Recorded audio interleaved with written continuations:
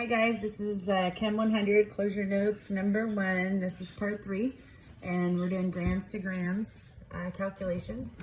And we're using a different reaction this time. This is the combustion of ethane, C2H6, and it's reacting with 7 moles of O2 to make 4 moles of CO2 and 6 moles of H2O. And a grams to grams calculation is where we are, let me just write this down first here. Grams to grams is where you're given grams of one substance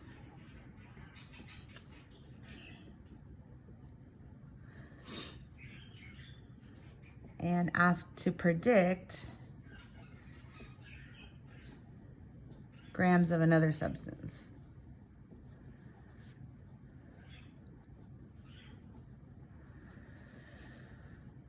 Okay, so we're going to go back to our little diagram that we drew first in part 2.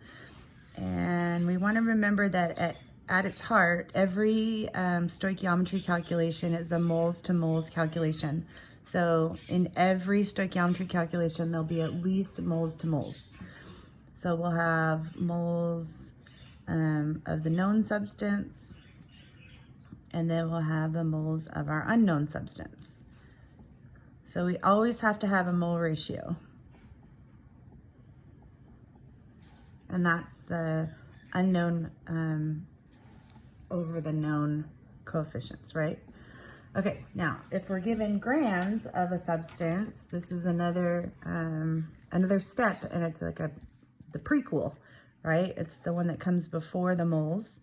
So if we're given grams of a substance, then we have to convert from grams to moles. And we know how to do that. It's very easy. We put 1 mole on top, and we put the molar mass of the substance on the bottom. And this would be the molar mass of the substance that we're given the grams of. And then if we're asked to answer in grams, we're going to add a sequel, so to speak. And in that case, we're going to put the molar mass on top over 1 mole on the bottom. Okay, so this would be an example of a 3-step. If we used all 3 steps, then we'd be going from grams to grams. Okay, so let's do a quick example here.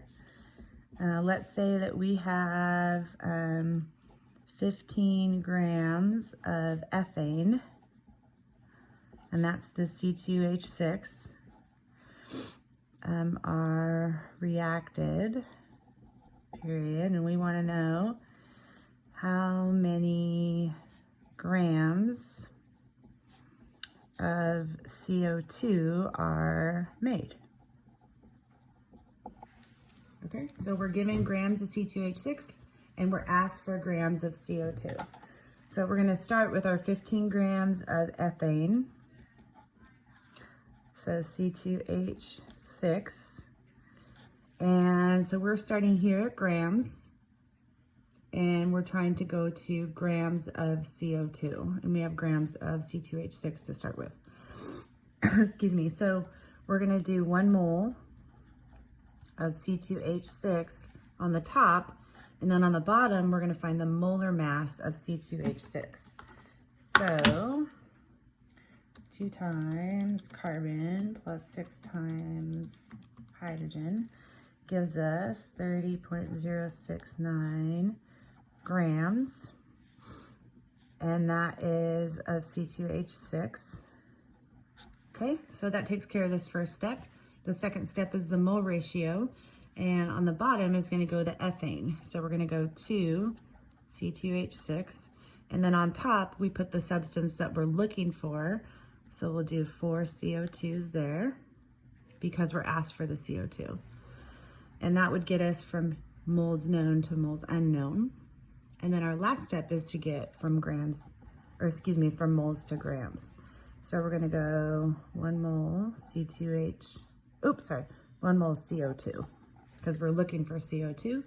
And then on the top, we're going to put the molar mass of CO2, 44.009 grams of CO2. And that's just a I didn't calculate that because I knew that number from the top of my head, but usually you'll have to calculate the molar mass of the unknown substance.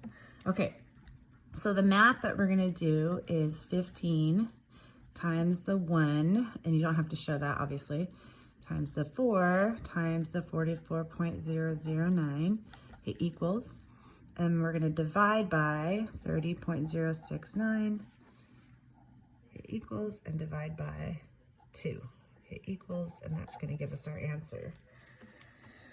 So 15 times 4 times 4, 44.009 equals, divide by 30.069, divide by 2, and we get 43.9 grams of CO2 made. Okay, so that is called a grams to grams calculation, because we're given grams and asked for grams.